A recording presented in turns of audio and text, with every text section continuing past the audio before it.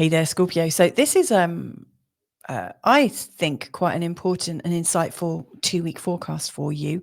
This is a really important time. This is going from the full moon in Scorpio in your own sign on the 12th of May, right the way through to the new moon in Gemini on the 27th. So it's 2 weeks, and both the full moon and the new moon, which are like bookends, they have both got something going on with Uranus, which has all the hallmarks of freedom, independence, sovereignty, shocks, disturbances, a change in consciousness. So yeah, I'm kind of excited, and I have my ascendant in Scorpio, which brings me to the next point. I don't know if you're a Scorpio sun or a Scorpio ascendant, but unless you've got both of them in the sign of Scorpio, why not listen to the other sign involved? So if your sun's in Scorpio, but your ascendant's in Gemini, check Gemini out as well, and vice versa. But anyway, this is quite a big one, and also in the middle of this, Saturn is also moving into Aries. Now, Saturn doesn't change signs very often, every 2 and a bit years. So yeah, there's some big movements, some big meanings.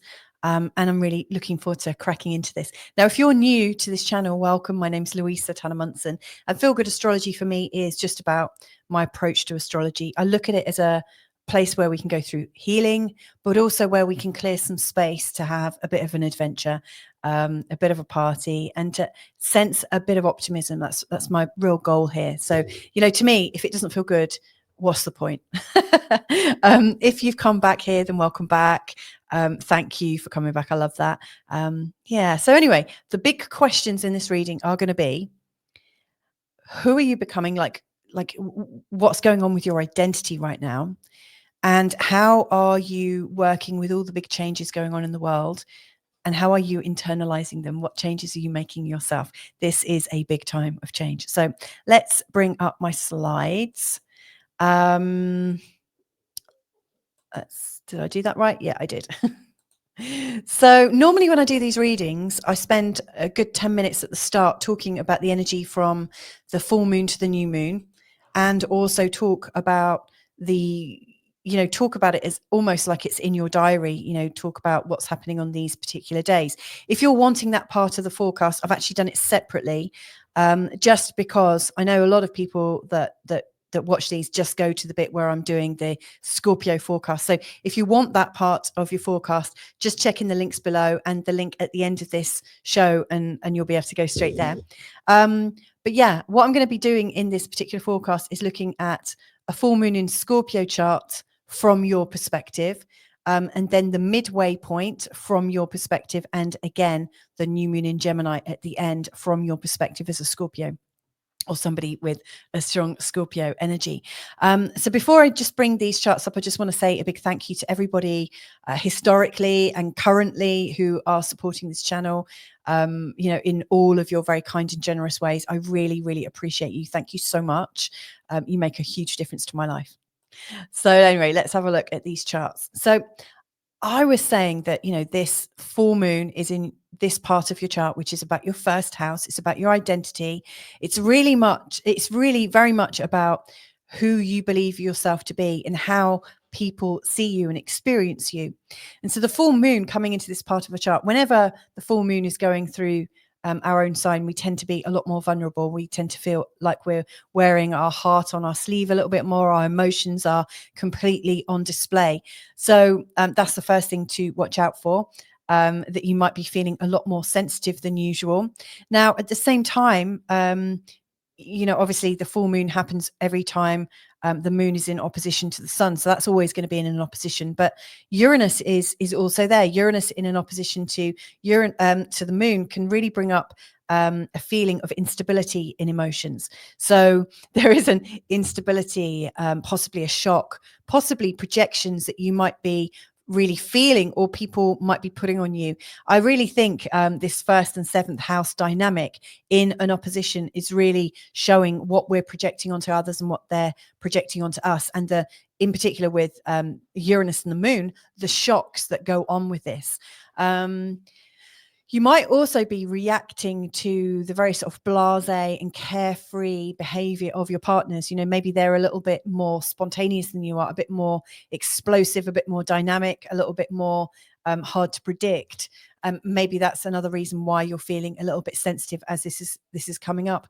Anywhere where you're feeling that, take that as a message that maybe it's time for you to be a bit wilder. Maybe it's time for you to be a little bit more crazy, and to experience life from a different pace. Maybe be a bit more spontaneous and give yourself a bit more space to navigate your life, rather than being boom, boom, boom, boom, boom, with like one thing after another, after another, after another. Give yourself a bit more space and freedom, just like your partners do.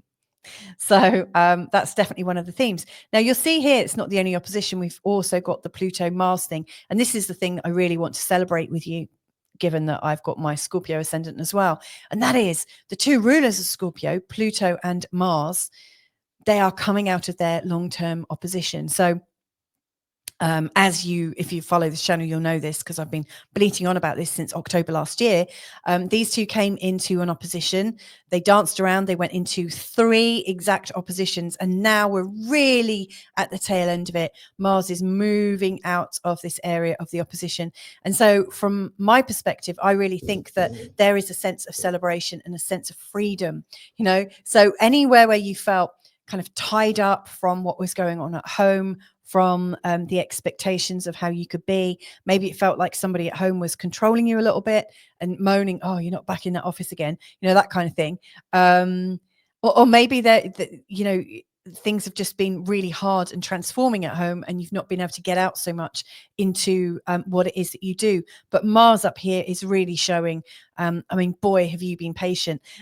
You've really wanted to be able to push on and to make some really bold moves and take action about your career.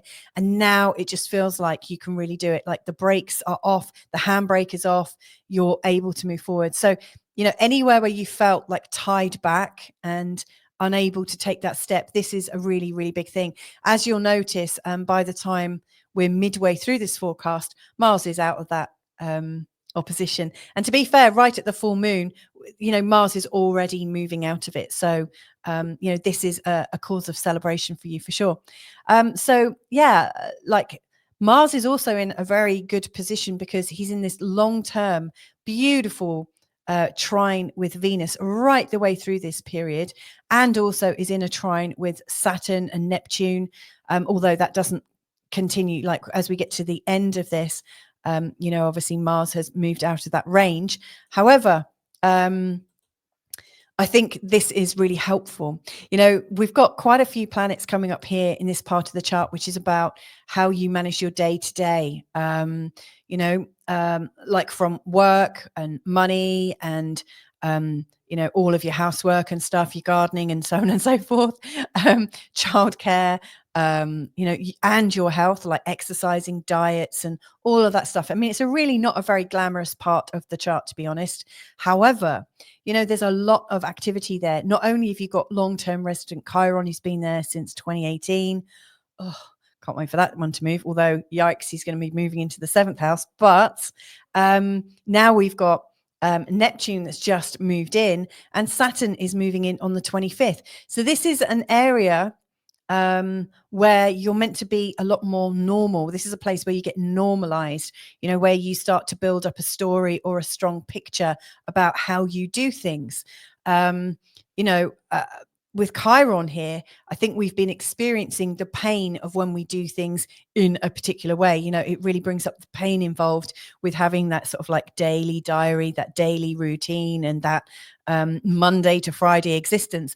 Anything that's kind of humdrum, we're really realizing the true cost that formulaic living has given us. Well, this is the great thing. Like Neptune has come in and it's showing us that it's now time to, I guess, live from a much more spiritual, authentic perspective, in particular with compassion, in particular with your imagination. But, everywhere that Neptune goes for the first, like almost up to a year, it can take a while to really settle and bed in that Neptunian energy into the sign of Aries. So this is like small steps forwards. You may well feel a bit confused about your routine. You may feel a bit confused about how you're meant to piece everything together. Maybe things aren't really making sense. Maybe life feels a bit meaningless at the moment. And, having this Mars and Pluto opposition sort of pan you for so many months, I wouldn't be surprised if you have felt a little bit like, what is this about? I feel really quite paralyzed or held back. But Saturn's coming into this area. And so Saturn is going to bring a little bit of discernment. Now, Saturn does like a routine. So it's interesting that I'm talking about how Chiron has been here for a long time, showing you the pain of being in the routine, and then Saturn, who likes the routine, coming in. But really what I see here with Saturn and Neptune is the blending of spirituality and discipline. So it might be that you're becoming disciplined, but in a whole new way. Maybe your life is about to transform in a way that has a lot more meaning, that makes sense for you.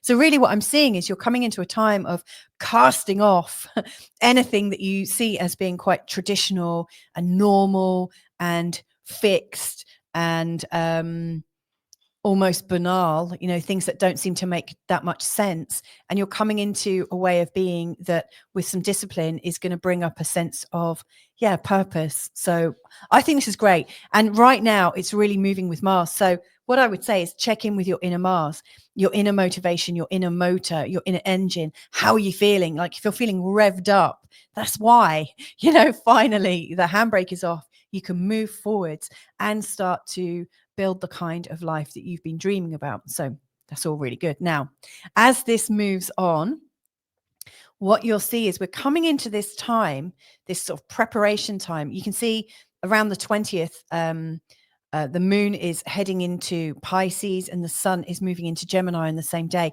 This is a nice, like, fluid time. This is a time when the sun is really at the tightest of the sextiles to Saturn, which is really, really cool. The Venus trying to Mars is really, really strong.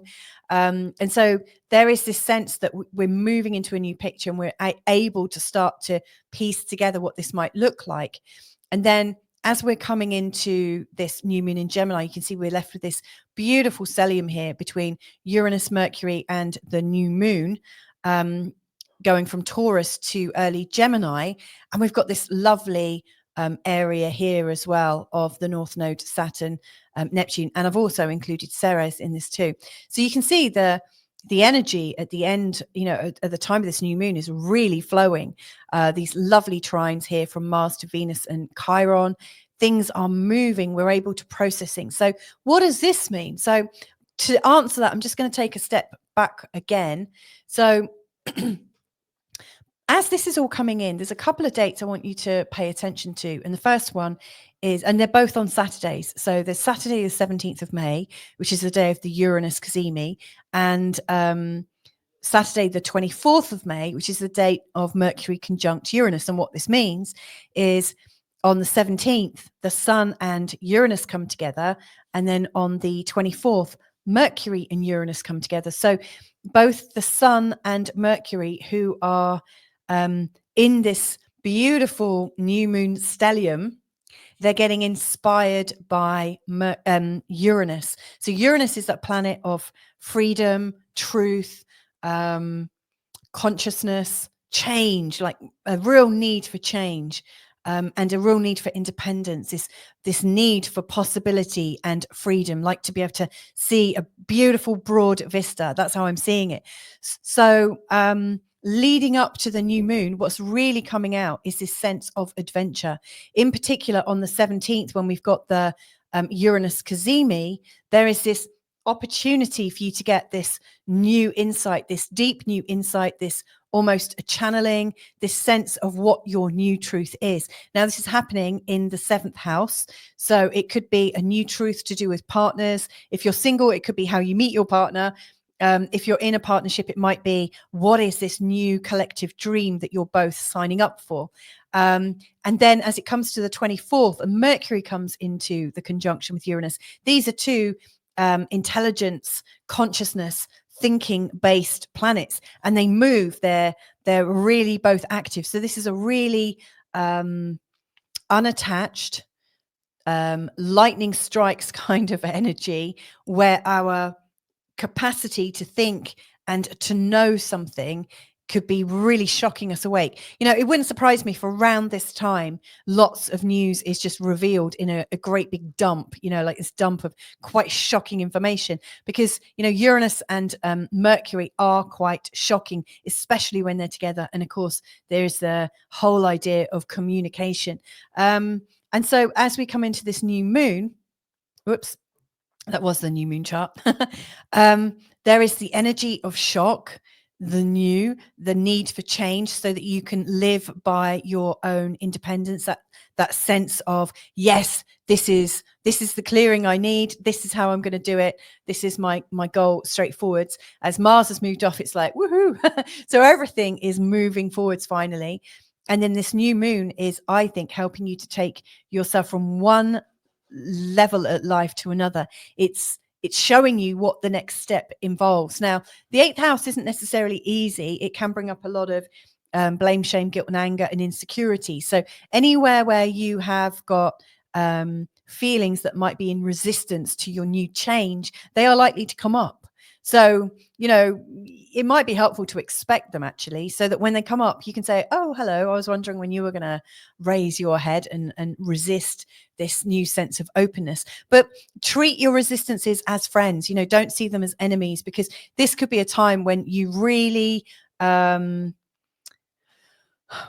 connect into like, you want to keep it light and buoyant. Like Gemini wants to move fast. Like your emotions, as you're processing them, they want to be processed at lightning speed. They want to have freedom, like to have slip and no drag on them. So I wouldn't go into resistance over the things you're resistant about change for. Did that make sense? So what I see is you're coming up into this new stream, this new energy, this new sense of being that is taking you up a notch, up to another level, up to a new stage, into a new stage of life. And anywhere where you're resistant to it, don't fight it. Don't be resistant to it. Work with it. Say, yeah, like have conversations with yourself. I can see you might be feeling a little bit threatened. Let's talk about it. So you're having a conversation with yourself. Or one of my new favorites, a new old favorite as well, is tapping, EFT, emotional freedom technique. Tap that bad boy out of existence or tap it into balance.